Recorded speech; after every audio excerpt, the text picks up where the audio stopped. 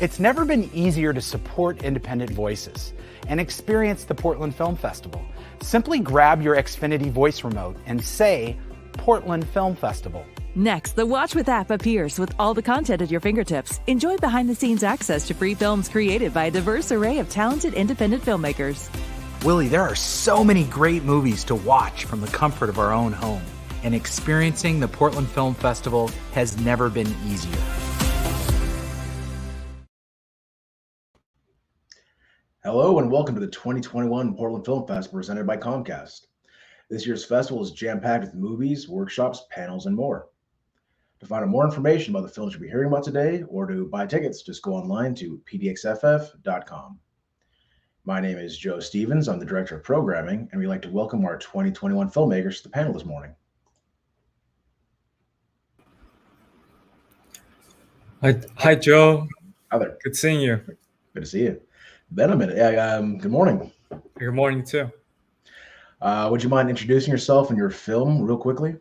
Sure. My name is James H. Lee. I'm the writer, director, editor, DP. Pretty much did like 5 different jobs on COVID-19, our movie. It's about a group of hitmen, a veteran hitwoman, and a rookie hitman, and they're off to collect a debt from a really wealthy couple in the middle of the LA lockdown during the pandemic. So yours is one of the funniest takes on COVID that I've seen in a while. What was it like making a comedy in this time about such a subject? Yeah, so we want to do something different. I know COVID has been like very sad for a lot of people, and it's been like just a tragedy. But I think with time, things become like normal. There's after the initial shock, you get like a period where you can actually see like what is happening, and you can kind of point out some of the funny things and some of the things that just seem kind of ridiculous that have to do with the pandemic. And I believe, we always kind of process like very tragic situations in a comedic way. I think that's just how people try to normalize like a really bad situation. You have to do it. Like even if you see movies like Life is Beautiful, which is about like a very a tragic moment in history during World War II, Holocaust. Like we're not like like that big of a film, but we try to look at it from a funny angle too.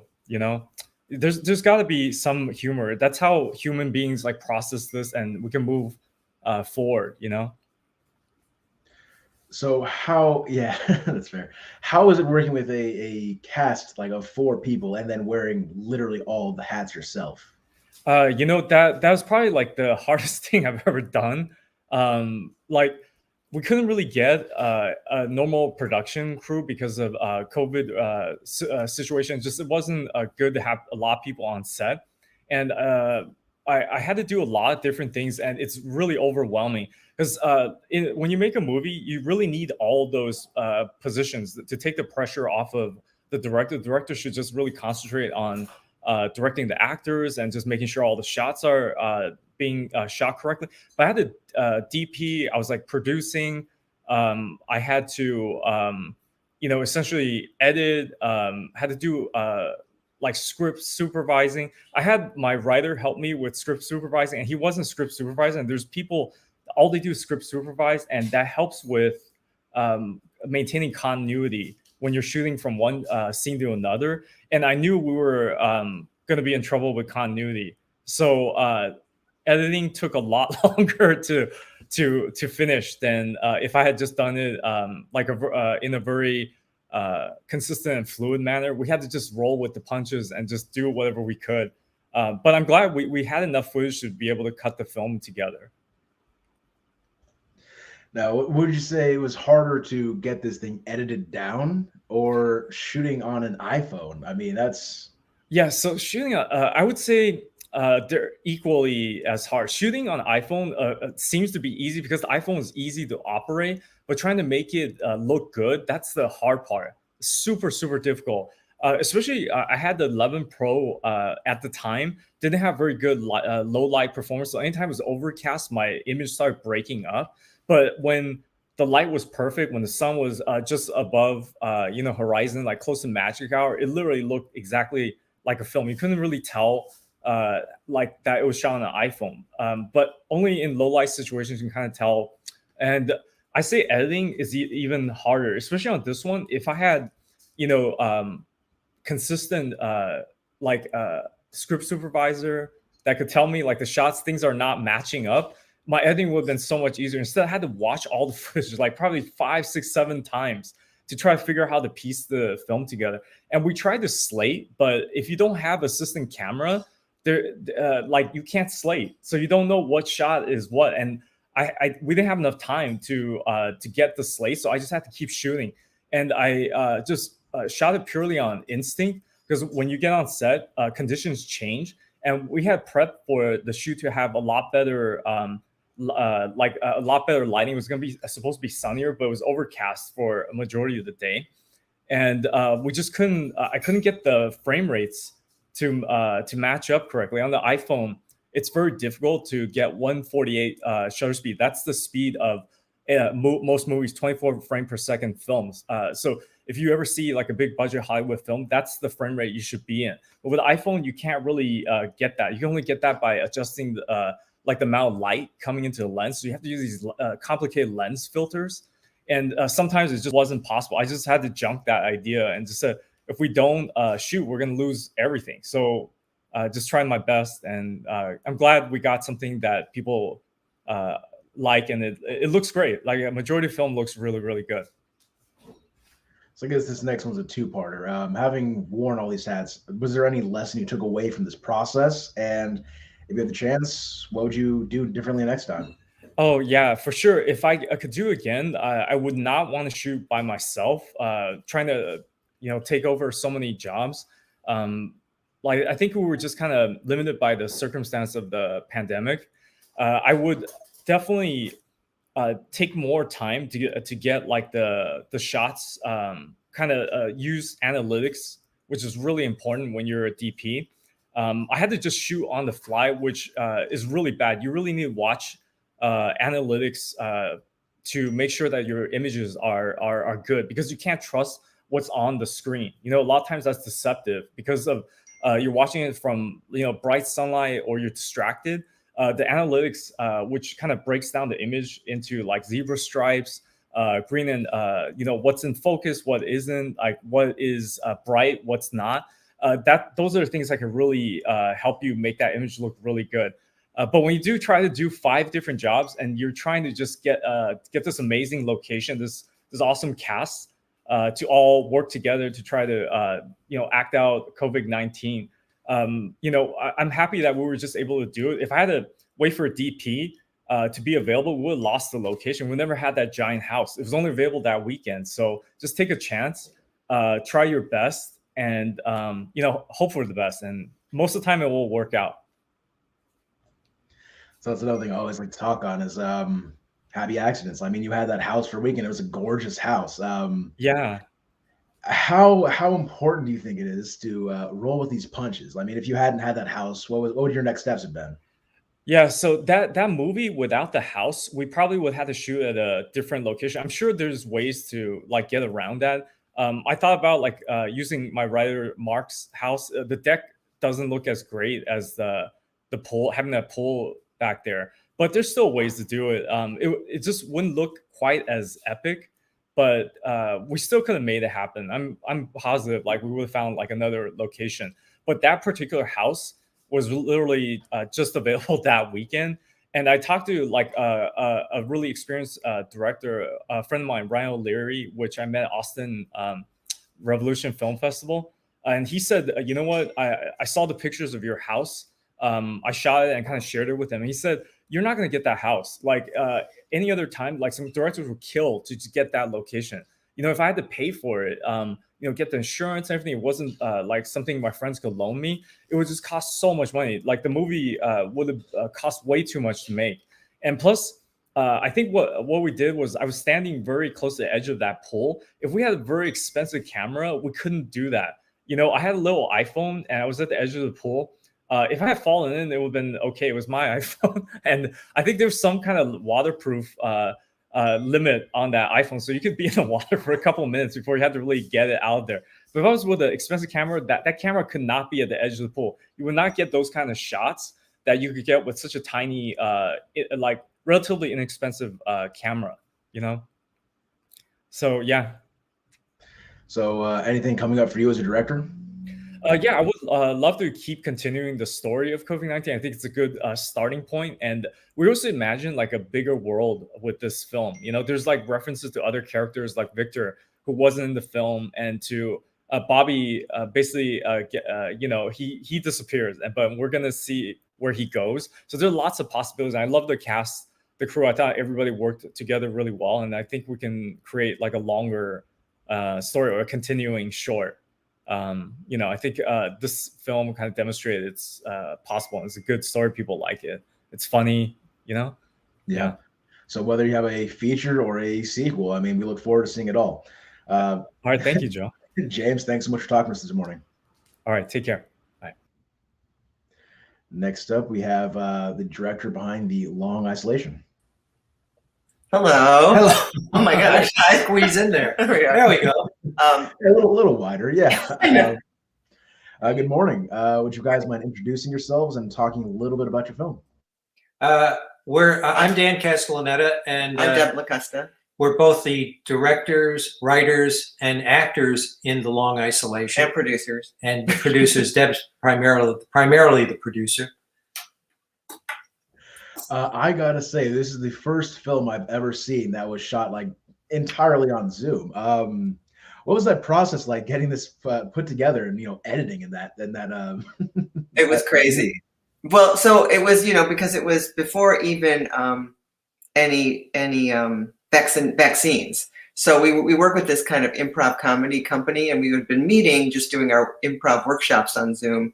And we thought, this pandemic could go on forever. Let's write a project for our group. And that's how we started with that. We started first by doing, you see a lot of improv shows or performances, and you see a number of those windows. And so we wanted it to try to reduce it to one window. So one way was to do monologues. So we had our friends improvise and then write out monologues. Then I thought, well, why don't we try doing something that's long form?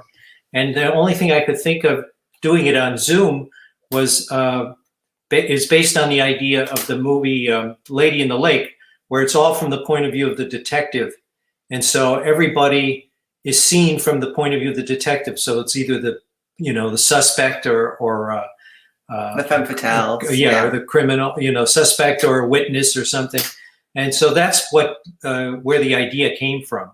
And shooting it was, like you said, how do we do it? We basically we sent our cast green screens, fedoras, wigs, costume pieces they needed. Props they needed. Important props. And they all used their own cameras. Computer cameras. They became the DP and the lighting person and the makeup person. We sent people lights too, because some people didn't have a little bit of lighting for their computer. And we also worked with some amazing young women who are recent graduates from UCSB, who are our computer whizzes, who were able to shoot it. She was like our director of photography, essentially. She shot it. She shot it while we would do the scene, and then she had all the footage and then would edit it. Yeah. So you wanted to do a long form, like a monologue. Why film noir and a comedic take at that? I mean... Well, because it was COVID, we had been watching a lot of shows that dealt with COVID, and we were getting kind of tired of watching shows that were dealing with COVID. So we're like, let's do a comedy. Let's figure out, and let's do. We thought about, like Dan said, a film noir, a Zoom noir, because it's kind of easier on Zoom to make everyone black and white. It kind of it kind of seamlessly works, so you don't have to worry about color correction and other things. And we just decided, let's just write something that's funny, that we like, but deadpan funny. And also it's thematically about being isolated, Yeah, and I at the time I was reading a lot of Raymond Chandler was the other guy that wrote the Maltese Falcon, Dashiell Hammett, Right.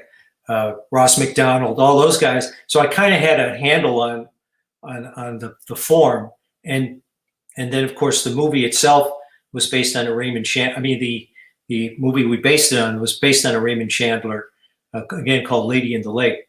So we thought, well, let's try it and see how this looks like a perfect form to do on Zoom.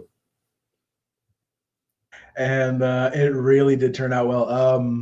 I like that. It's easier to make, black and white, no color correction issues. Everyone's monitor is different. That's a really smart play there. That was well done. And also we put a lot of, you notice in the movie, we put like backgrounds. They're basically still photographs from, there's a great archive at the LA Public Library that's online, and you can use those photos for free. Yeah. There's a lot of other and they're all things. black and white, and they're all from that era. Yeah. For a lot of them, like either the late, 40s or the early 50s. And a lot of the time we, because Zoom breaks up a lot, and if you move too fast, you're blurred. What we did was we realized that if our backgrounds are too sharp, because some of these pictures were great, that the person looked like they were receding, and they looked fuzzy. They looked fuzzy, and the background was sharp. So we had to, blur it out more so that the person came to the foreground. So we did we kind of were our own art directors, our own art department as well. Yeah. So your cast also did a great job of not moving too much that the background got a little shifted, or nobody's hats, just let the actual background. That was oh good.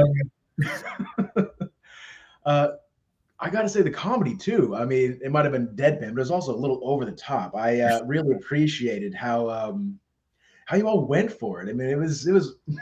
Oh, good. Yeah, especially the ending, just not ending on a happy note. I loved it. That was, I guess while I'm on the assumption, what's the problem with chili dogs? Nothing. They taste delicious, but they just he got gas from it. We're like, okay, you got it in a comedy. I mean, we're like, okay, this would be great to use some. You got to have a fart joke and a really good comedy. But, yeah, but like thinking of what's his name? Oh my God, Mel Brooks. Mel Brooks, yes, big fans of Mel Brooks. Jokes. But fart jokes always work. So. It just came out organically because we were thinking of when he's doing the preamble about Los Angeles, and we're thinking of a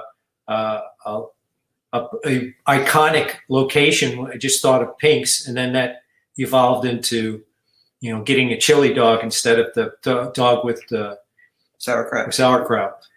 It's kind of like when we wrote the script. It's kind of like when we improvise. You kind of start with an idea, and then one thing you kind of heighten and explore it. Like you keep exploring it, that's kind of how comedy works a lot of times. So you keep exploring it so much that it goes to kind of a ridiculous place, and that's where the kind of the comedy comes from. Yeah, for sure. I guess what's coming up for you next as directors? Well, I don't know. Well, we do have one little we project. Were actually with a film, a theater company that actually videotapes their plays and has them seen, is streamed. So there was a piece that we wrote, and we're going to, but this time we're going to shoot it in a like a black box theater, and then stream that. But it will be like as if you saw a play presented on television as opposed to a film. Yeah, we're looking forward to that because we're working with two young actors who are really amazing, and also we'll have a director of photography. We'll have two cameras. We won't have to shoot on Zoom. Yeah, because Zoom is not forgiving. It's very tricky. Yeah, it was a lot. It took a long time to edit and to get everything right because everybody's cameras were different and sometimes you know how words when you're on Zoom a word will glitch out or will freeze. So yeah. Sometimes we find an amazing take and we'd have to go look through all the other takes to find the audio that we could put in there because the word glitched. So it was a lot of back and forth. The editing took longer than the shooting for sure. Wow. I look forward to both of project. Would you be interested in doing a sequel or prequel to Long Isolation? Geez, if there's a demand for it. But certainly it's a funny character that you can go on as many cases as people want to see. Yeah, that would be fun, actually. Yeah. I mean, you even have a son introduced at the end. You could, That's right. That way. I mean, there's a whole son of Marlo Phillips. That's true. Son of Long Isolation. Well, thank you so much for talking to us this morning. Thank you. You can watch the film at pdxff.com. Great. Thanks. Bye. Thanks. Bye-bye. I believe our third is Disappearance of Toby Blackwood. Blackwood, pardon me. All right. Good morning. Good morning. I guess introduce yourself and your film, please. My name is Joe Ahern. I'm the co-writer and director of The Disappearance of Toby Blackwood. Basically it's about two friends trying to find a missing conspiracy theorist without leaving their homes. The co-writer Doug Mellard and I, we wanted to make something that that would make people laugh when someone, they were just getting bad news on the daily with the shitstorm of COVID and bad news. So we tried to write a script that we felt like we could structure in a way where no two actors were in the same room at any time. And so we shot it basically with a Blackmagic pocket camera. And so I play one of the main characters. So my wife and I would film my stuff, and one of our good friends, Grant Harvey, we would go to his apartment, just the two of us, and film his stuff. And then every other character you see in the film is either done as a FaceTime or Zoom. And we would they would film their own stuff on their iPhones using an app called Filmic Pro. I would Zoom with them to read them their lines so we could get the best performances. Then we would shoot inserts on the phone, and then we'd burn them in later. Our editor, Dan Riddle, had quite a challenge in putting all that together, because there were so many different components going on at once. But yeah, Doug and I we just wanted to make people laugh when they were just getting nothing but bad news on the daily. So we wrote the script, I think in May of 2020. Doug plays the conspiracy theorist character, Toby Blackwood.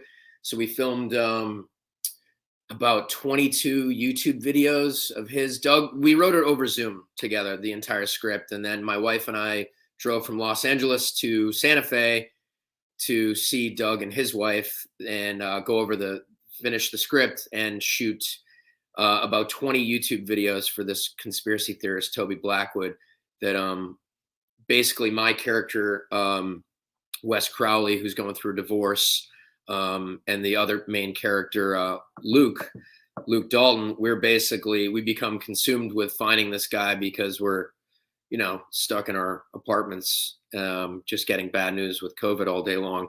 So we kind of go down this rabbit hole trying to find this guy who my character used to be we were like buddies in middle school, but kind of just fell out of touch, remained Facebook friends. And over the years, I would see that this Toby Blackwood, his YouTube following would grow larger and larger. And when Doug and I wrote it, we knew a little bit about QAnon, but we didn't know how insane it would get. So when we wrote the script, we thought we were going a little too far, and it turns out I don't think we went as far enough as we could have with some of the yahoos out there. But it made for a fun character to write, this guy Toby, who's in a sense kind of like a more comical version of Alex Jones type. Hopefully Alex Jones doesn't come after me now. I mean, you just lost state defamation case, so maybe, I don't know. I'll say your character was the essence of chaos. I mean, rolling downhill of what I was like, I'm a big fan. I might use that in real life sometime. Who knows? How was it? Yeah, again, shooting so separately, having everyone kind of have to do their own it was quite an undertaking. And my wife, Katie Middleton, who produced this with Doug and I, and Doug's wife, Flynn Fletcher, we just, it took a lot longer than we thought it would take. We were kind of naive in thinking we could shoot the whole thing in about a month, and then month 6 came around pretty quickly. But yeah, it was kind of the type of thing, like, you know, we got familiar with the cameras, taught ourselves how to light. We're not cinematographers. And basically through, you know, we took our time in shooting. It's like, all right, does this shot look good? We've never had the luxury to go at this kind of a snail's pace before. It's always when I've made shorts in the past, it's like, all right, we got to shoot 18 pages in 3 days, and we have 5 locations. Whereas this, our editor producer Dan Riddle, he owned the Black Magic with some nice lenses and lighting gear. We bought some nice sound gear, and we kind of just got to go at our own pace. Yeah, in terms of getting all the other actors to film themselves, it was Doug and I were like, we kind of have something that's advantageous about shooting this way, is that you don't have to have the actors come to set. Like we got some bigger name actors that we would never in a million years would have been able to get had there been, you know, a big crew and getting them trailers and whatnot. You know, I could Zoom with them while they film themselves on their iPhones using this app called Filmic Pro. James was speaking to, you know, the phones need to film at 24 frames per second. So yeah, we use this app. I would give the actors kind of this cheat sheet breakdown, you know, of like how to light it, what camera settings to use, sound settings, all that stuff. And then getting the actual footage from them was a completely, that was a whole other task. But I really got to give props to our editor, Dan Riddle, who he's a professional TV editor by day. He cuts a bunch of half-hour sitcoms, and he's just a wizard. And this project, we wouldn't have a project without him. And so yeah, it was a tall task for him to compile all this footage from so many different cameras and sources, and then to make it feel like this homogenous thing in the end was, you know, I was truly surprised that we pulled it off. It's by no means a perfect film, but I think it'll make some people laugh. Yeah, for sure. I mean, it got me. When shooting takes 6 times longer than you anticipated, how do you keep the faith, essentially? Oh, it was hard. A lot of Doug would call me and just cheer me up whenever I was having a tough day. I gotta give props to Doug.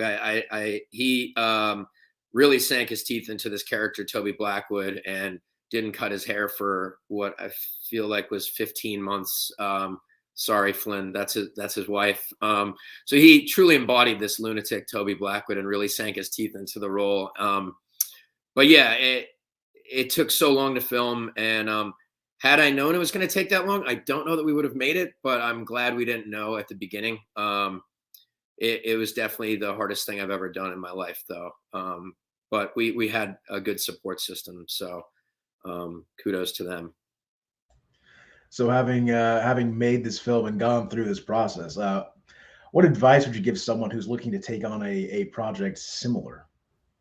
I would say make sure you surround yourself with a good crew, even if it's a small one. Just make sure you really are working with people that you're going to want to work with for a year or an extended period of time, and make sure they're good at their craft. We were fortunate enough that everyone involved was, and that goes to every actor we got. Our editor, Dan Riddle, we got some favors on the post side of things with our sound mixer, Craig Hunter, who's a pro who's worked on several shows. And the composers we got, this amazing band, the Octopus Project. We never would have thought in a million years we'd get to work with them, but we were fortunate enough that we did, and the work they did was, I think, truly phenomenal. So very grateful for getting the chance to work with them. But yeah, I think that's my best advice, is just make sure you're working with talented people. People that are more talented than yourself helps. That's fair. That's a great bit of advice. What's coming up next for you as a director? Well, I'm not sure what's next on the slate for directing. Doug and I are messing around with an idea for a script right now. Pretty contained feature that we could shoot on a relatively small budget. Hopefully much bigger than the budget for this film. But yeah, we're gonna hopefully shoot that in Austin at some point in the next year or so. But yeah, it's still in the very early stages of the script. But yeah, it's nothing immediately that I'll be directing. Sure. Yeah. Well, I hope your script goes, just smoothly, and that production is not nearly as long as this last one was. Well, thanks a lot, Joe. I appreciate you having me on. Absolutely, Joe. Good to talk to you. Thanks for joining us this morning. Thanks a lot for having me. I believe next we have the director of Burroughs. Hi there. Hi, Joe. Nice to meet you. Hi there. Good morning. Thank you. Would you mind introducing yourself and telling us a little bit about your film? Sure. My name is Jefferson Stein. I'm the writer and director of a short film called Burroughs. Burroughs is the story of a young indigenous girl who discovers a Hispanic migrant her age who has lost her father in the desert while crossing the U.S. border in Arizona. I guess two questions. Well, I guess this first one. What's it like working with such young actors in this movie? Who I'm assuming this is probably like the first films, and they're taking on pretty meaty roles here. They are. It was great. It really was. Everyone in the film actually had never acted before. So, and that was kind of by design. I didn't want to cast people who were going to be playing these characters. I kind of wanted people who I really wanted people who lived there, who lived in cells, to just play versions of themselves. And so the casting process was, it was very organic. It was interesting. It took years of research and many months of driving down to Cells, the capital city of the Tohono Nation, and hanging out and meeting people and really finding the right people. And I think we really did. And the directing of everyone in the film was much easier than the casting was. The casting was a really lengthy process, and we didn't have too much time to shoot the film, and so there weren't a ton of takes for each scene. It wasn't like we were able to do even 5 takes, honestly, for a lot of these setups, especially since the goal was to kind of capture a lot of the action in these like single long takes. There wasn't a lot of time for coverage and things like that. So we got incredibly lucky with some incredibly talented people who had never acted before. I guess that's a pretty common theme, is getting lucky with your first time actors there. Where was I going with this question?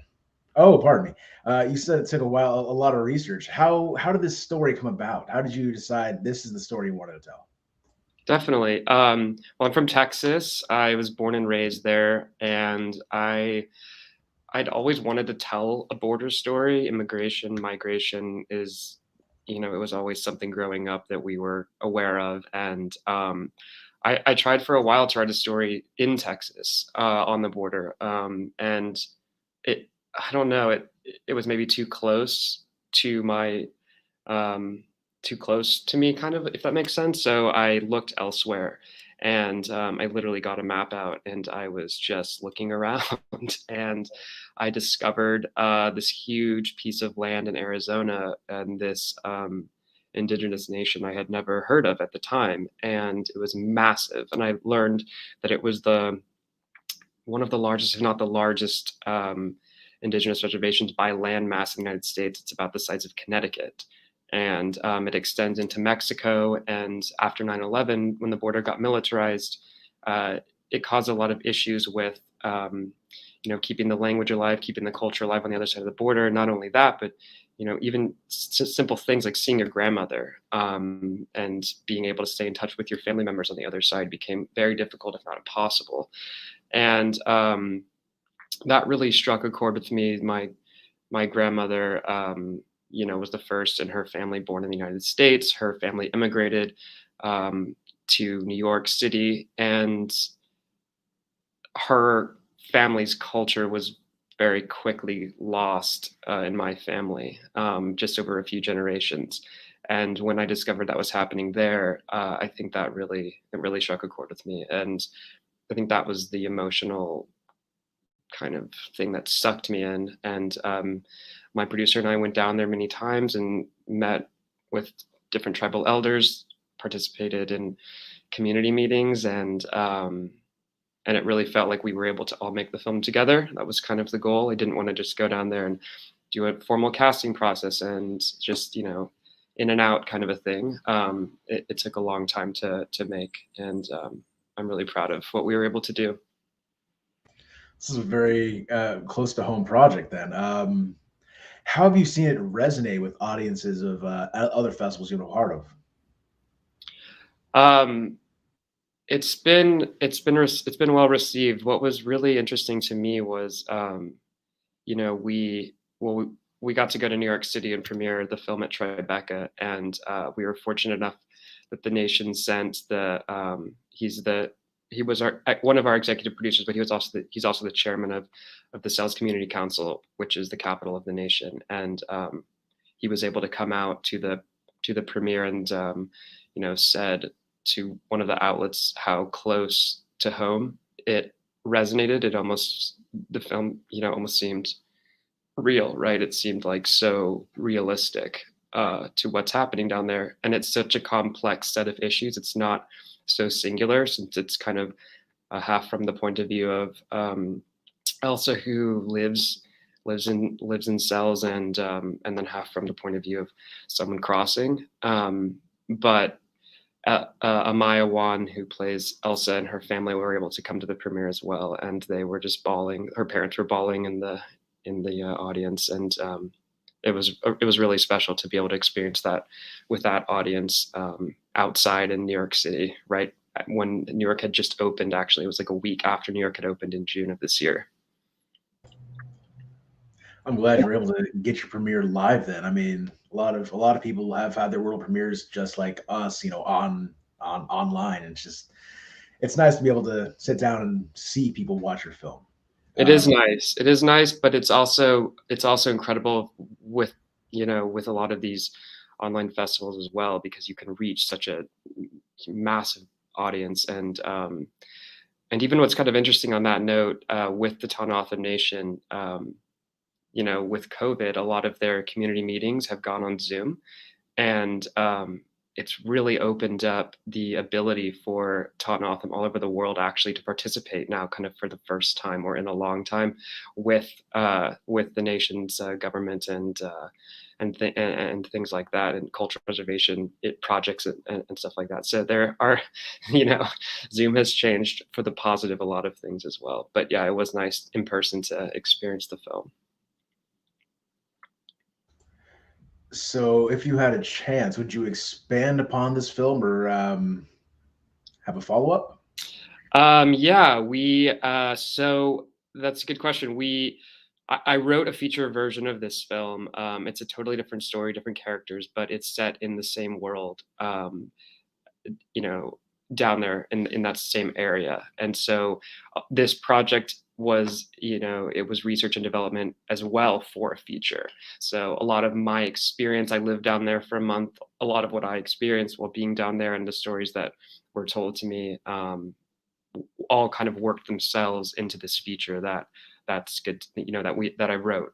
And so the next step is we want to make that into a feature film. And I'm also working on doing a documentary series based on the sport that you see briefly in the film, the field hockey type sport called Toka. Working on a documentary series as well with that.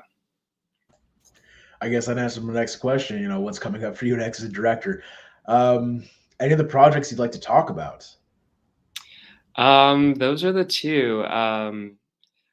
What's really, I guess, what's just so fascinating to me about that sport, Thoka, is it it's a female only sport. They're the teams have kids as small as 4, 5, 6 years old, and then women all the way up into their 70s will all play on one team together. And and the when we were filming, we have that briefly in the film, and men are not allowed to touch the thoka sticks. And so I remember I knew this because we had spent many weeks down there, and I went to a lot of thoka practices, and actually that's how we found our main actor, Amaya Wan. Her auntie was the coach of one of the teams that we met. And I remember I was just, you're on set and you're rushing around, and sometimes as a director, like you want to just kind of like help and like pick some props up or whatever. But like these were not just props; these were the sticks from the sticks that men are not supposed to touch. And so I remember leaning down and about to touch them, and Amaya just like yelled at me, and she's like, "Jeff, you cannot touch those." And I was like, "Oh, I'm so sorry, I forgot." And so then the girls all moved the sticks to where they needed to go. That's it's So she was very much her character. I mean, it was just so interesting. She like wrote that character, but then she just like was it. And then we knew within 30 seconds of her audition after practice on the thoka field at night, like 10 o'clock at night, we were like, oh my god, she is the character. So lucky, so amazing. We were very fortunate. All right. Well, thank you so much for talking to us this morning. Of course. Thank you so much, Joe. I really appreciate it. Burroughs at pdxff.com. Thank you. Bye-bye.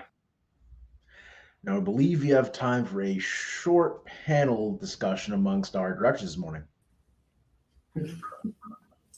All right, welcome back. Hey. Hi. Thank you. Nice to be back.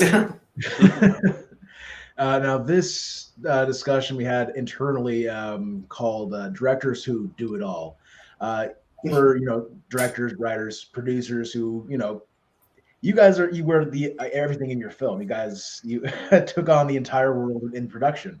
I guess just real quickly, do you have anything you'd like to discuss about taking on such major endeavors like that by yourselves? Well, it takes a lot longer, I feel like, when you have to do everything.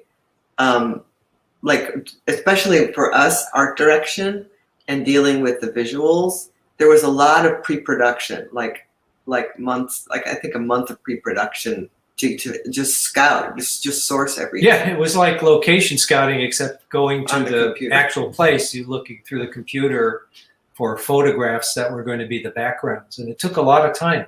And then even then you say, well, this doesn't really work. And of course, there's a whole thing with the DPI and how sharp the photo is and so forth. So you had to calibrate that as well. It took a long time before just shooting. Yeah, I think trying to do everything for me, it did help in post, because if I didn't take on the editing part, well, the stuff I shot, no editor would spend 5 weeks trying to get all that footage cut together and make sure that it looked consistent. So it was helpful in that sense that I shot it, I directed it, and I was able to finish it in post-production on my own.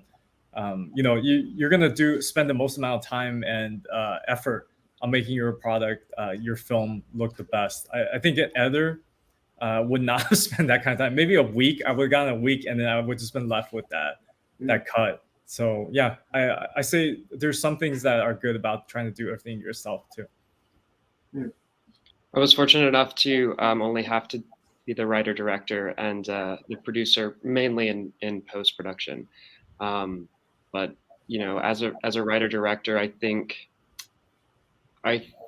part of the challenge, at least for me, is You write the script, and then once you have this idea in your mind of like, this is what the location is going to look like, this is exactly what that's going to look like, the performance is going to be exactly like this type of a thing, and then trying to just forget all of that when you're on set and being like, okay, well, this is what I planned and this is what I wrote, but maybe this isn't exactly how it's working right now, or maybe it's not working, we need to change it, or maybe the location isn't exactly what we wanted. So yeah, being able to kind of rewrite the film if necessary, which we did have to do sometimes, based on what you're actually given. And then in the editing process, I didn't edit it, but I had an amazing editor, Brett Thomas, being being like, well, that was in the script, but that none of that matters anymore. Like, it completely doesn't matter because this is all we have. This is what we have. What we shot is all we have, and now we have to like make a movie out of what we have. And being able to kind of separate those three processes is something that's a challenge and part of the game, I guess. Yeah. So when you find yourself doing multiple jobs on a film, how do you manage both time and then your personal well-being, making sure you don't have a breakdown? I think well, I mean, I think it helps that like all of the directors are saying, is that if you do a lot of preparation beforehand, before you shoot, it really helps. So we knew that we'd take this on, we had to get a lot of things in place before, which would help in terms of not taking as much time to shoot or even in post-production, if you have as much preparation as you can have. And of course it helps if you wrote the play, the screenplay, because you kind of know in your head already where everything is, what you need. You can sort of shorthand things a little more. Do you want to go, James? Sure. I feel a little embarrassed. I forgot the question. Well-being on set. Oh, the well-being. Okay. Yeah. I blanked. So yeah, my well-being. I'm not quite. The whole process has kind of messed me up, but I'm just kidding. So yeah. I did spend like 5 weeks in post, and I'm kind of a little bit obsessive when I get into post-production. So oftentimes I would play with the edit like many different ways, and it's I just tried.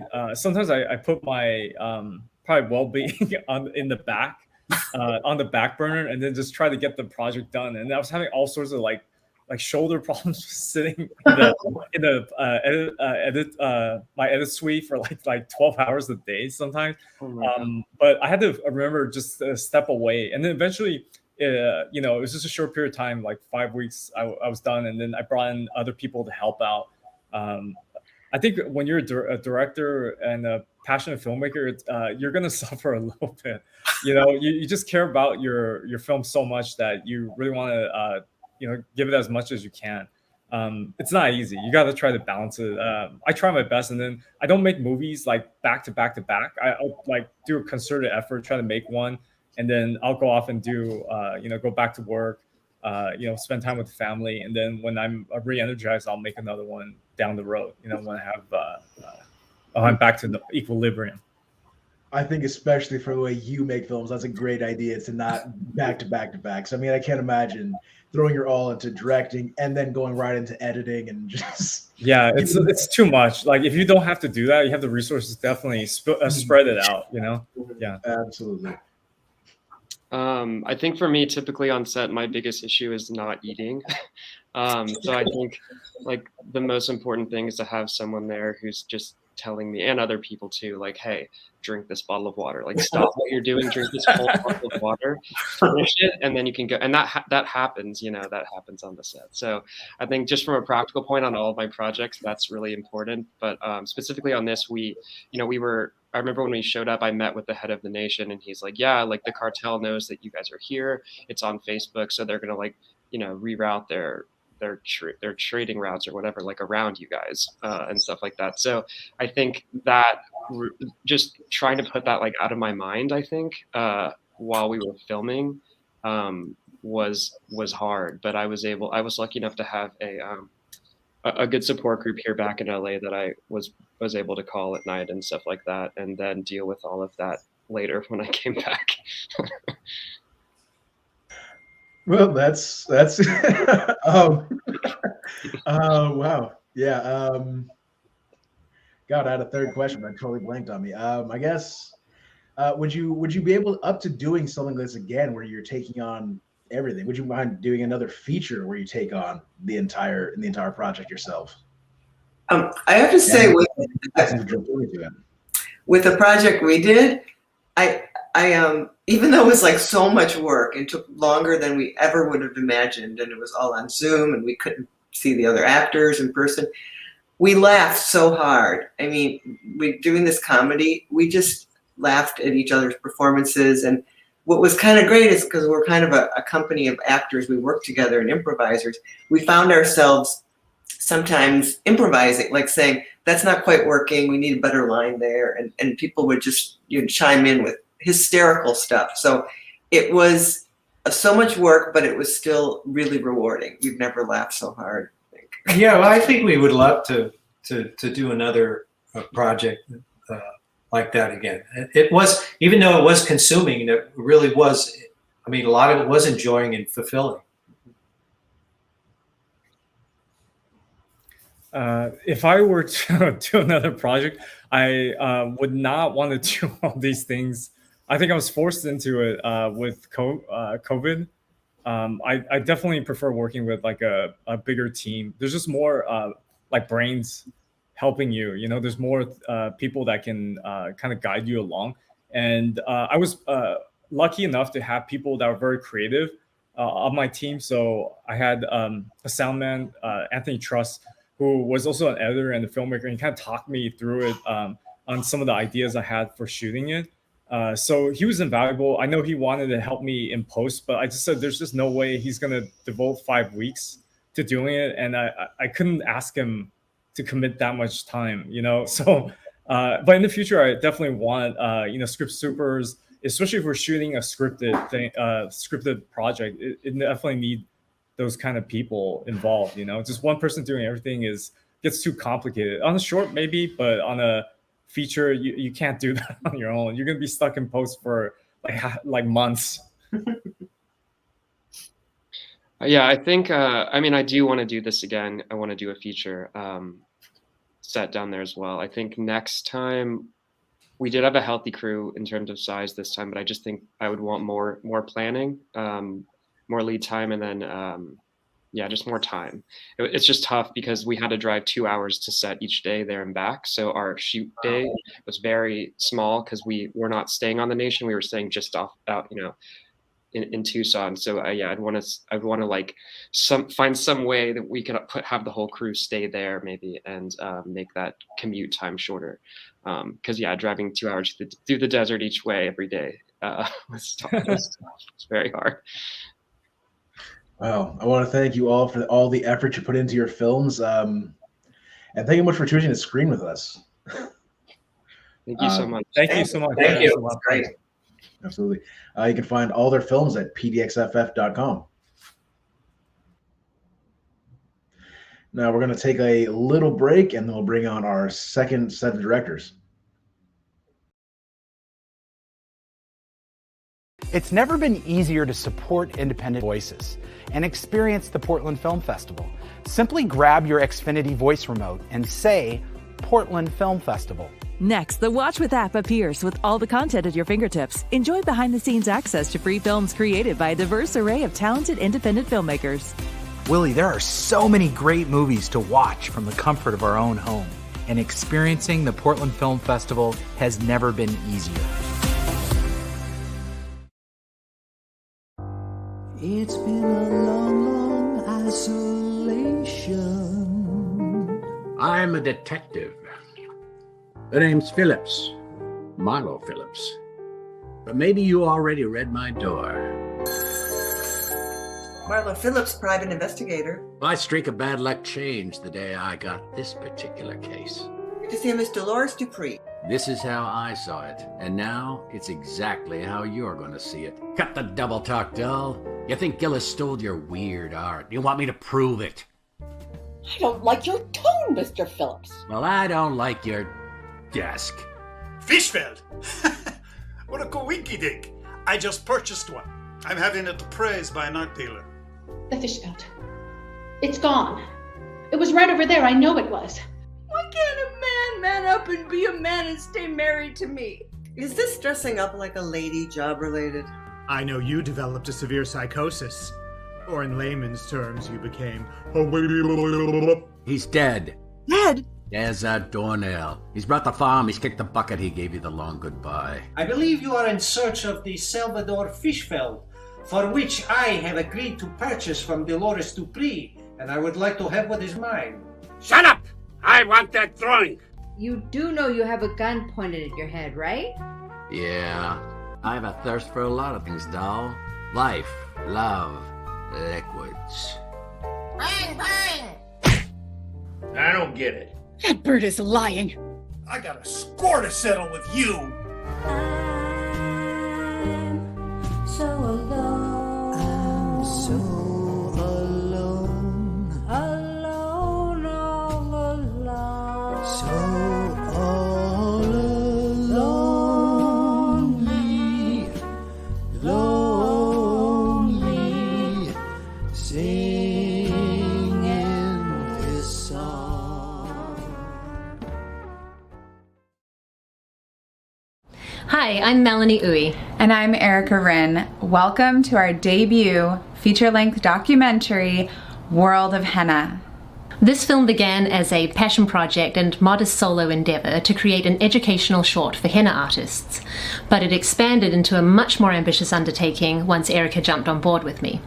World of Henna is a gift for the international henna community, as well as anyone interested in the people, art, and culture of India. Join us on a henna pilgrimage, a non-stop epic adventure of bustling streets, Punjabi weddings and dance-offs, monkey attacks, rooftop henna parties, experiencing the henna farms and factories of Sojat, camel processions, dancing in the streets with Hijra, documenting intricate bridal henna, and making new friends along the way. We hope you find World of Henna captivating, informative, and inspiring. Okay, I think that was good. I think I actually got that right.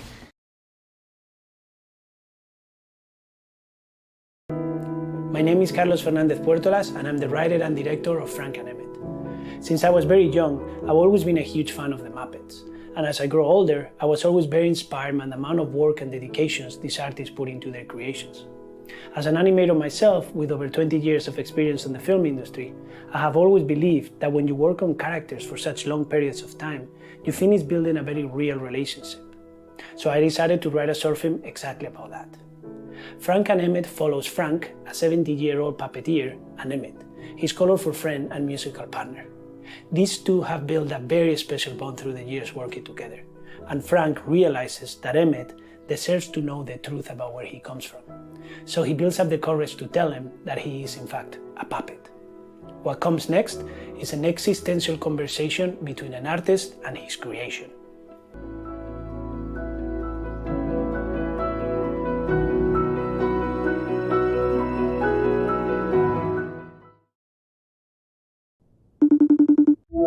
Hey mom, hey dad. Okay, so the film festival wants to know real quick why people should watch my documentary.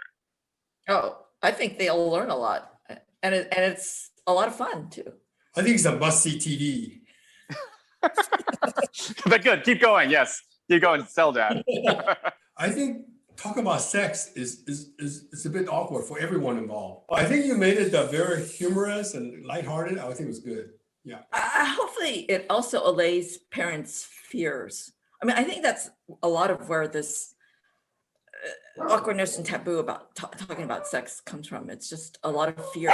I'm going to watch it over and over again. I already have. Best thing I've ever seen. Okay, cool. I think we got it.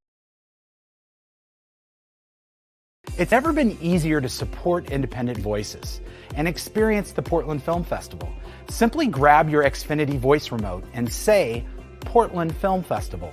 Next, the Watch With app appears with all the content at your fingertips. Enjoy behind-the-scenes access to free films created by a diverse array of talented independent filmmakers.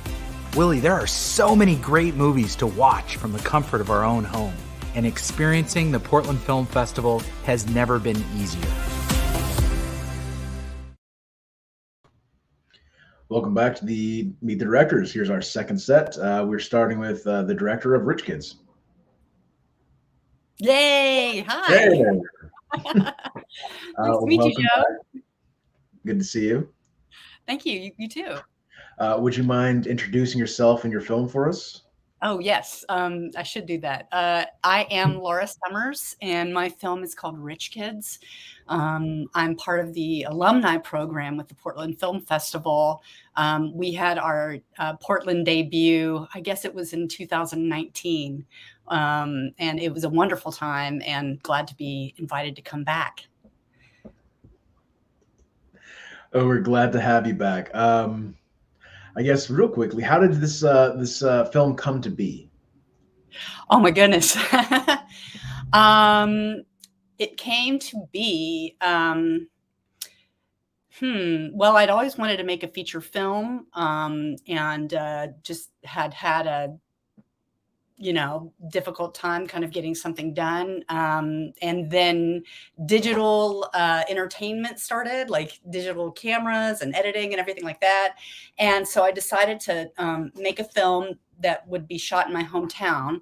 And it's based on a true story of something that happened in my family, which was a group of kids had broken into my parents' home and had spent a couple of days there, and had a really good time, but then things took a turn for the worse. And I just thought it would be a really interesting story to tell from their perspective about why they would do something like that, and what could they have been doing at the time. And we used some of the clues that they had left behind as part of our story. So that's how that story came to be. Yeah, I kind of remember it was a pretty intense film. Intense, fun, good feelings, bad feelings, funny. How have you, if you remember Screen Was, how have you pardon me, I can't speak English today. How have you seen your film resonate with audiences?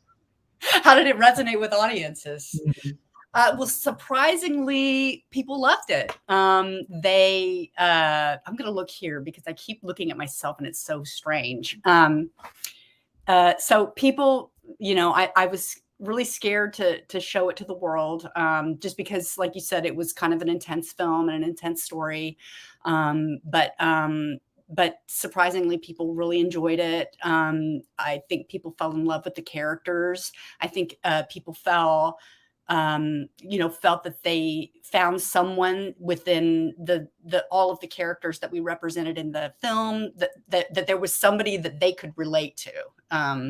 It ended up traveling, for like 2.5 years on the film festival circuit. It is still going. We're still getting invited to film festivals. And so that's just a really wonderful testament to, I guess, the power of our film, this movie. So how is that, being on the festival circuit for a good couple of years, being able to maybe travel a bit, maybe not so much this last year, but able to travel to different festivals?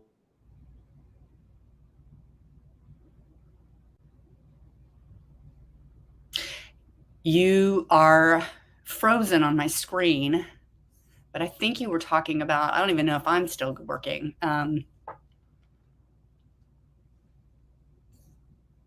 Maybe I should try refreshing. Hang on one second.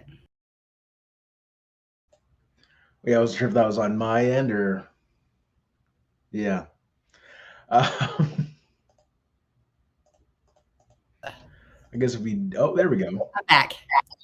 You had frozen, so I refreshed. Yeah, I wasn't sure if that was my end or my internet or, yeah. Yeah, it happens. So you were asking about film festivals and how was that, traveling around and everything like that. For the lengthy period of time that we did it. It was a dream come true. I had always wanted to have a film on the festival circuit. I love traveling.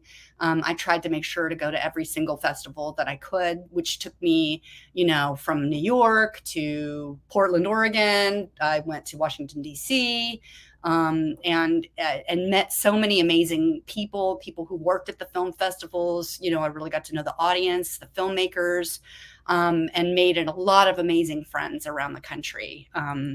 And so, yeah, it was an absolute dream come true. And, we kind of slowed down our screening, I think, during the pandemic, but it's just started ramping back up again. And so it's just, I feel really honored that that we hadn't been forgotten and that we're being invited to come back again. And so if we have opportunities to connect with more filmmakers, then I want to do that. And audiences, I want to do that. I want people to see this movie. And we absolutely want your film to be seen by as many people as possible. Thank you again for choosing to screen with us a second time. You're welcome. Did you have any challenges making this film? Challenges? Well, yes. I mean, when you're an independent filmmaker with not a lot of money, every step of the way is a challenge. From fundraising, because we crowdfunded. Maybe I'll talk about that instead of talking about the whole thing. But, for me, I think probably the biggest challenge was raising the money. I had never done a crowdfunding campaign before. And, but I knew that I had other friends who had done it successfully. And so, I thought, well, why not me? And it is just always the hardest 30 days of your life trying to do a crowdfunding campaign, because you are asking every single person that you know on the planet from the day you were born to please give me $25, $5, $1, $1,000 to make my life dream come true. And, we crowdfunded through a hurricane, through, Nazis, through all kinds of crazy things that were happening in the world at the time. And, it just was it was such a beautiful experience to make it to the end and to succeed every time. It was, a real emotional roller coaster full of tears and scares, and then being able to reconnect with people that we hadn't seen in a really long time. And we did it twice, and I would do it again. So I would recommend it to anybody, but that was probably one of the big challenges for making this film. But worth it. Aside from budgetary issues, would you be interested in making another feature? Yeah, working on it now. In fact, the team that worked on Rich Kids, we are currently working on a script right now. Things kind of got slowed down during the pandemic. But now that I think people are starting to poke their heads out in the world, we've had Hollywood, kind of set the tone for how movies are going to be made now post-COVID, or during COVID. We feel a little bit more confident in making those steps forwards towards making another project together. And hopefully we will have something, we'll start our journey next year, which will begin with our crowdfunding campaign and letting people know what we're doing. Well, I can't wait to see this next project. Anything you want to tell us about it? Anything you feel like you can share? As far as the story, or as far as the story would be great, yeah. Oh, sure. Well, it's just a story about a group of Latino kids who are from a poor community, and they know there's this house in their neighborhood that they called Los Ricos, which is the dream house that everybody talks about. It's like the urban legend of the neighborhood. And they find out that the neighbors are gone for the day, or, and so one of them decides to get him and his friends to hop the fence and go swimming. And, they bring the girls along, and then a bad cousin shows up and starts to stir up trouble. And it's just this really, I think, beautiful story unfolds about, about who who is your family and who are the people important to you? What does it mean to be rich? Is it about, financial, about monetary wealth, or is it about richness that's within yourself? And that's kind of the thing that that explores. I don't want to tell too much as far as the ending goes, but things go awry as situations like that go, and our main character has to make a decision about what is the right thing that he's going to do. And I'll leave it to that so that audiences can tune in. Absolutely. Well, thank you, Laura, for so much for talking to us today. Welcome back to the Portland Film Festival. Thank you. Thank you.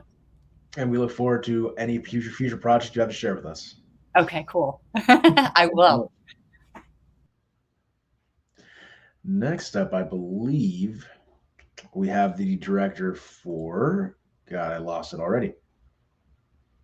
Two Men, Two Babies. Hello. Hi there. Hello. And we're joined by our executive director, Josh, to help with translation today, since I don't speak German. Ja. Joe spricht kein Deutsch. Yeah. Bill, thank you so much for joining us this morning or evening where you are. Danke sehr für Late evening. Yeah. How did this film come to be? Why did you decide to tell this story? Also wie wird dieser Film aufgebaut?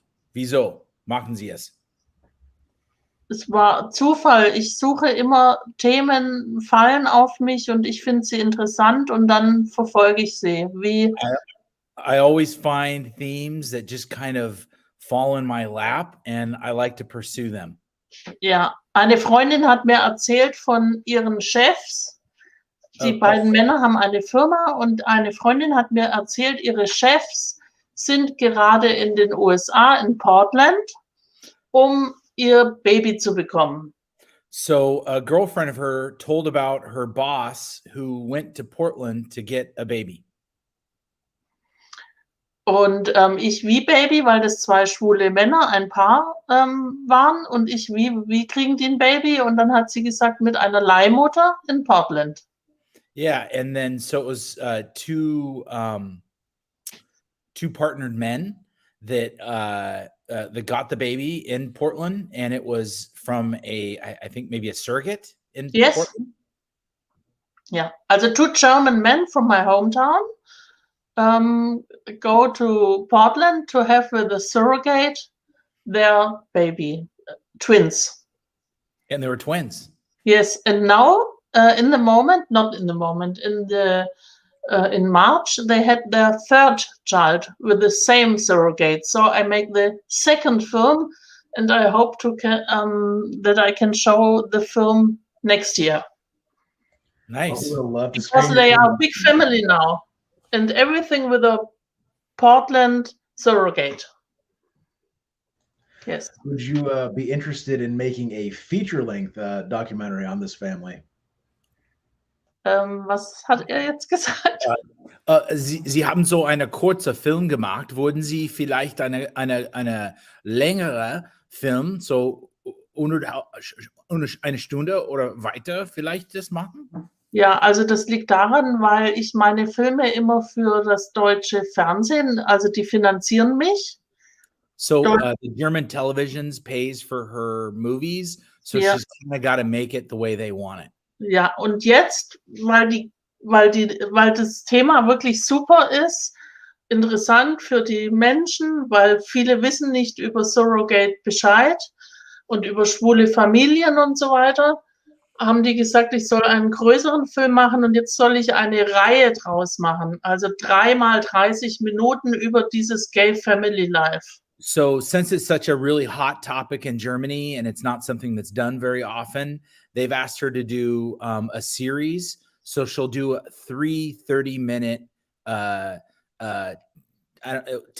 television show. And so that way it's a little bit different, but I think it's more needed. Yeah. I'd say it's interesting. Being funded by your funding through the state, through the German government? Sie haben also die Organisation, die für die Filme bezahlt haben, ist die Regierung. Welche ist das? Die deutsche Regierung oder ist das für die Landesbüro oder wie? Also bei uns in den Staaten haben wir solche Gelden nicht. Wir müssen es immer selber machen.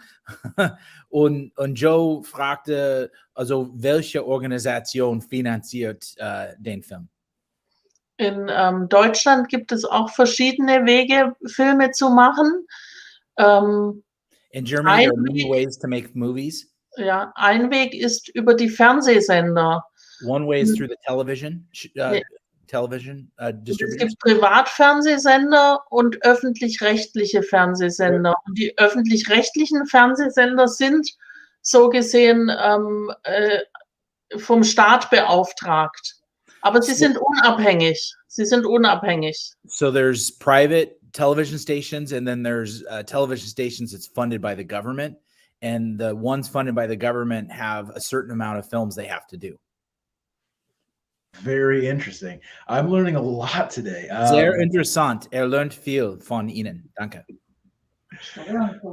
Es ist aus Steuern. Diese öffentlichen Fernsehsender, die öffentlich-rechtlichen, sind aus Steuergeldern. So alle Menschen müssen Steuern zahlen für diese Fernsehsender. Tax money is what pays for the television stations. So it'd be very interesting if we had a similar project in the U.S., but I don't think the Fed has a program for that. I think it's in the states. We do actually. We do. It's public access, but the Germans fund more towards original content. Did you have any challenges making this film?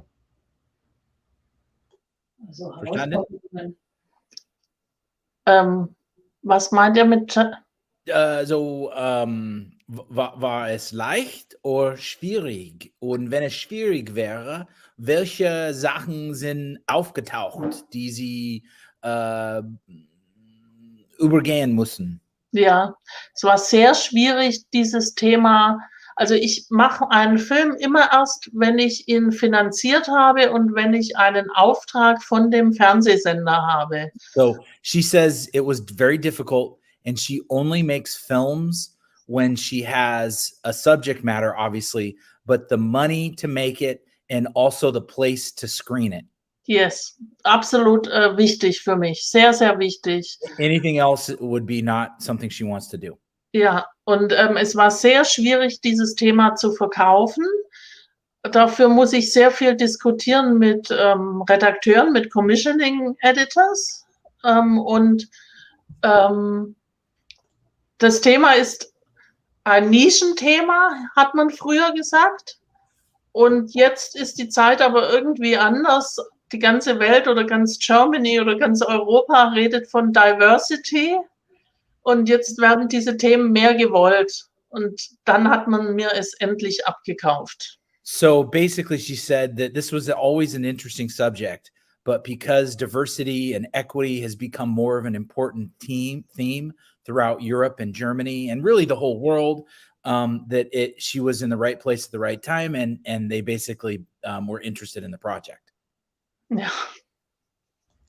That's very nice. How was it writing, producing, and directing this film? And I'm assuming you're going to do the same thing for your next one. How do you manage your time? So verstanden Sie? Also erstens sagt Sie sind Regisseur, Produzent, Sie machen alles bei dieser Film.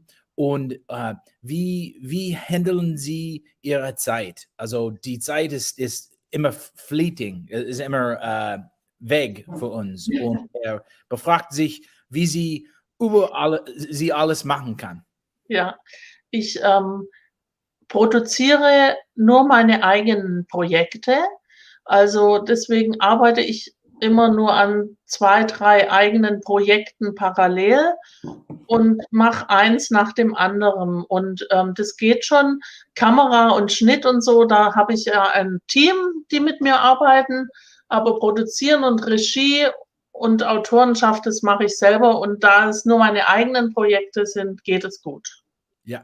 She says, well, she only does her own projects, so it's pretty easy because she agrees with herself. I mean, that's a great thing.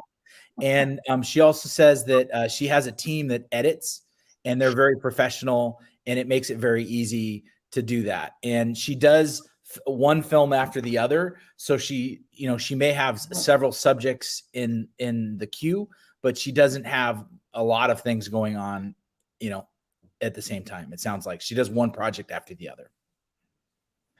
I gotta say that does sound nice, having to only work with yourself and agree with yourself. Decision making is very streamlined. It sounds on that aspect sounds pretty easy. Meint, dass mag, was sie machen, weil andere wegen, wenn so viele Leute ihre Ideen hören müssen, dann ist es sehr, sehr schwierig manchmal, Filme zu machen. Und mag ihre Leichtigkeit, sowas zu machen.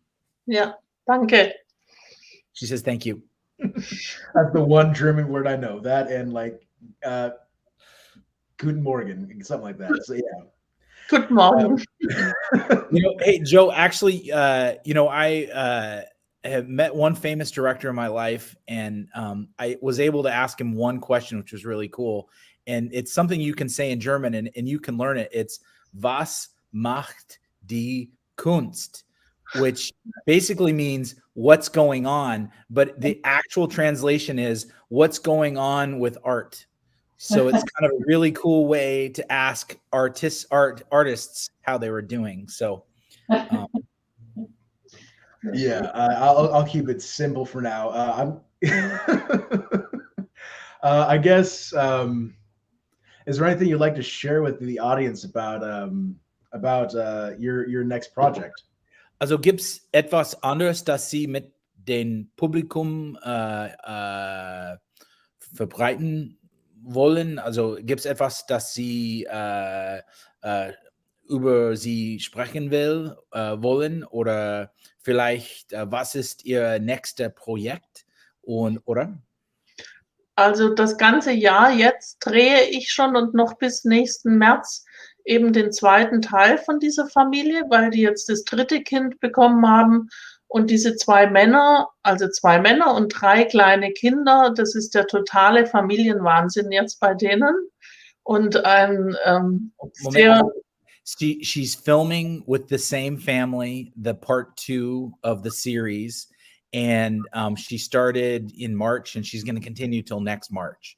So she's totally, overjoyed with her characters, with these men, these partners that have 3 kids, and she really enjoys it. Ja. Und ich war in Portland im März, als das dritte Kind kam, hätte ich nach Portland kommen sollen, um die Geburt und das dritte Kind mit der Frau Robin in Portland zu filmen. Und ich durfte wegen Corona nicht, wegen Covid. Und dann musste ich über Zoom-Meetings einen Kollegen finden in Portland, die für mich gefilmt haben, per Fernanweisung. Das war sehr spannend. So in March, she wasn't allowed to come due to COVID and meet with Robin, who's the surrogate mom of the babies. And she had a third baby for these men and partners. And she thought it was funny how she had to do a lot of her meetings on Zoom, and then trying to get people here in Portland to do things for her because she couldn't be here. Yeah. But I think the U.S. is opening up on November 8th. So there is good news coming, hopefully. I hope I can come next year. Perfect. Yeah. Well, thank you so much for screening with us. Is there anything I'm forgetting to ask you? Wir bedanken uns, dass Sie herkommen. Gibt es etwas anderes, dass Sie etwas besprechen wollen? Oder? Nein, ich finde es ganz toll, dass es so Portland Film Festival gibt, so engagierte Leute, die so viel dafür tun, dass Filme verbreitet werden, und bedanke mich bei euch. She said very politely that she thanks everyone for helping put the Portland Film Festival together. And it's awesome that her film can be included because she's always feels it's special to get her story out there. Ja. Thank you for choosing to screen with us this year. Okay. Danke. Danke vielmals. Tschüss. Tschüss. That's Tschüss. goodbye. Okay, Joe Cohen's up. See you, Joe. How you doing, Joe? Not doing bad, you know. Just waiting. Yeah, Joe Cohen. All right. See you guys later. Later. Thanks, Josh. Hi. There you go. We have a few of us on today. Would you mind introducing yourself and talking a little bit about your film? Yeah, sure. My name is Joe Cohen, and I'm the director of Above the Troubled Water. And it's nice that I was listening in a little bit on Almut. You've got like a little LGBT theme one after the other. So that's nice. Would you mind telling us how this story came to be, how you decided to tell this story? Yeah, so this film actually started a long time ago, about 6 years ago. I had finished film school and I was working in kind of commercials at the time, but I was trying to think about my next project. And I think I'd always been interested and feeling very passionately about refugees and asylum seekers in the UK. I remember being very distraught and upset about the way that the British media would talk about asylum seekers and demonize them. And I really wanted to make a film about asylum seekers in the LGBT communities, because I think in the LGBT community, often I felt that their stories were ignored. So I had that on my radar as something I was interested in, as a topic I wanted to discuss and have a conversation about. And I was quite a few years, about six years now. But I was out clubbing with friends. I was at a party and I met one of the main characters, Bissy, in my film, and I immediately was really moved emotionally by his story and asked him if he would consider me making a film about him, and he agreed. I was going to ask how you ended up meeting your subjects here. Well, yeah, I mean, that was how I met Bissy, but actually it was kind of an interesting story how I met the other contributors to my film, because Bissy has an amazing story. Bissy was the first person to ever come out publicly on national television in Nigeria. And he did that back in 2004 in Lagos, and it was live to over 4 million people. And no one at that time had come out publicly on national television as gay. So his story sparked a real kind of furor and a real backlash, and it was kind of major news. So I thought, well, this is an amazing story. I want to tell the film about him. I want to make the film just solely on Bissy and his story. But his story was set in the past. You know, his coming out was set in the past. So I was trying to find a current narrative that was happening today, as well as telling his backstory. And Bissy was invited to speak in Lagos for the first time since he had to leave because of his coming out. And so I tried to go with him to film. I thought, this is the moment where I find this current thread. But unfortunately, my visa was denied. And this was like days before I was supposed to leave. And I had my flights booked, I had my hotels booked. I paid money for the visa, and I'm doing the whole film on a tiny micro budget. So this was a big deal for me. And at the time I thought, oh, screw it. The film is like, I've lost this major element of the film. I don't really know whether this film can even be made, because without this current story, I don't know what this film is and where this film is going, apart from just like an interview, like a Talking Heads. But I had to regroup, and then I had to just take a time out from the film, and slowly I remembered Bissy had told me about friends of his who lived with him in Lagos, but then had also been forced to flee because of their sexuality. So they ended up, one friend of his was in Coney Island in New York, and another friend of his lived in Toronto. So that's how I met the other contributors in my film, and it became it became more a film about Bissy and his friends, and about friendship, and about living in exile, as opposed to just the story about Bissy and his kind of return trip to Nigeria. So telling a story like this, where you have your subjects are spaced out all around, how was it? I guess lengthwise, getting everything done in a reasonable amount of time, and then also making sure you got everything you wanted to get out of your story. Yeah, I mean, it's a good question. I think that I wasn't really thinking too much about it in the moment. I was like, these are the contributors that I wanted to film. And I was really trying to find moments with them that were meaningful, and I knew that I wanted my film to be conversational in its approach. I knew that I wanted it to be subtle in its approach. And even with the new contributors, there's still a lot of the story is set back in the past, so it tended to be conversational.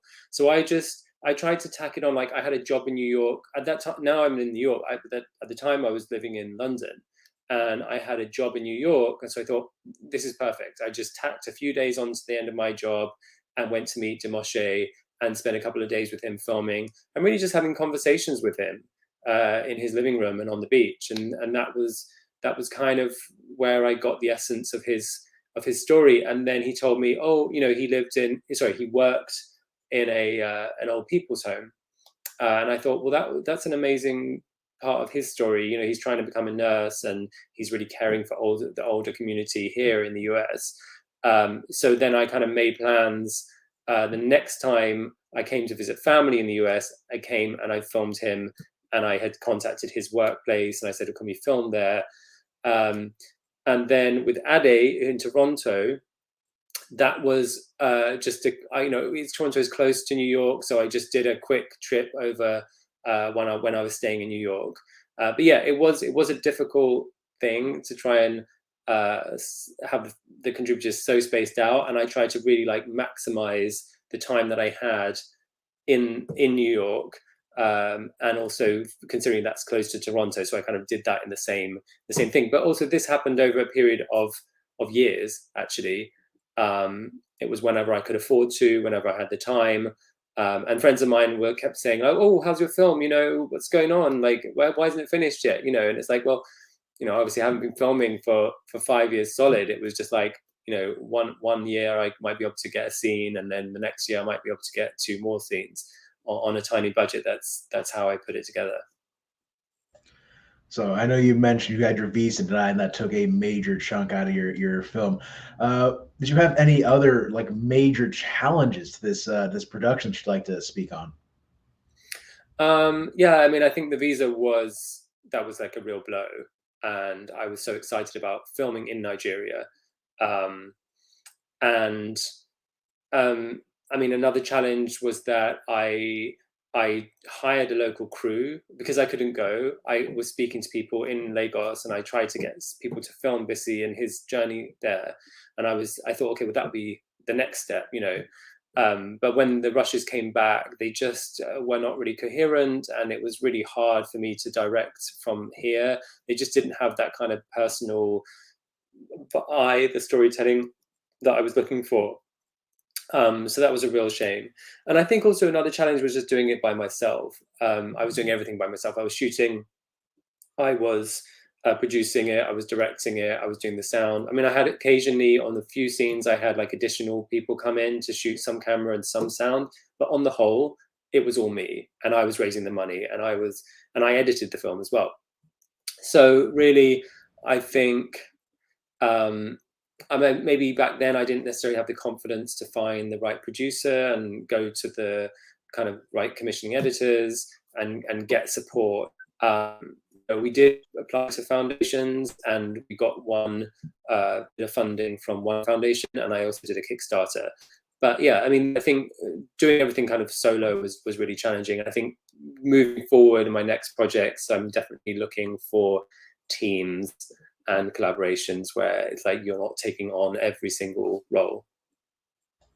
So you would have fit perfectly on our last panel about wearing every hat and on the production. Yeah.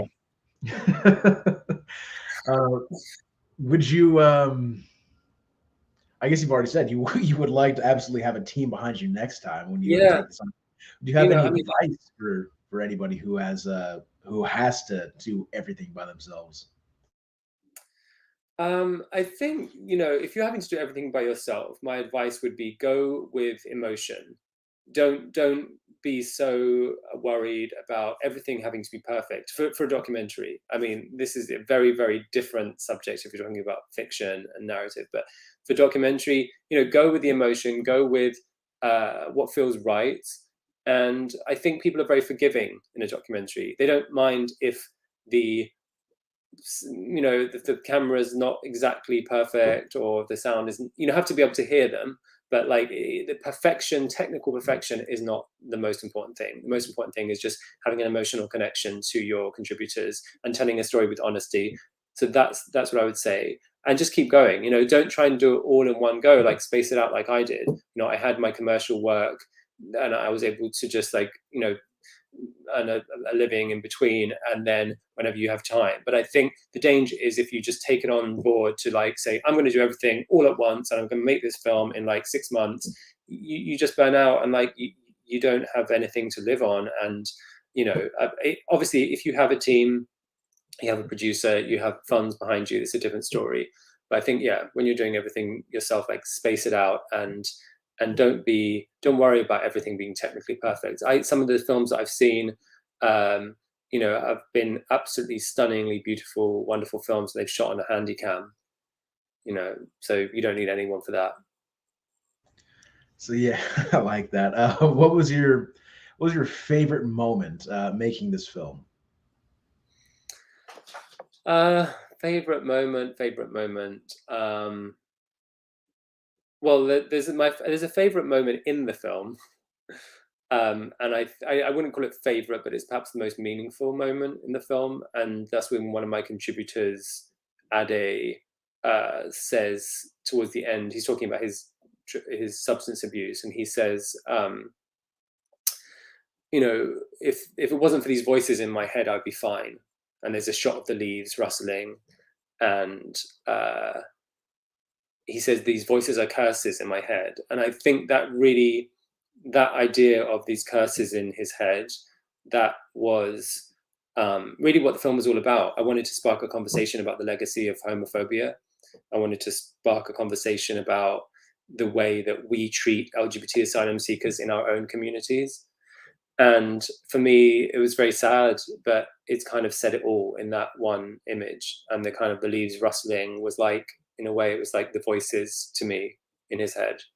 And I want to continue the conversation about how we can support LGBT people who are coming to, this country or whoever's, another country, they're having to flee because of persecution. And that perfectly answers my next question. What would you like audience to walk away, talking about?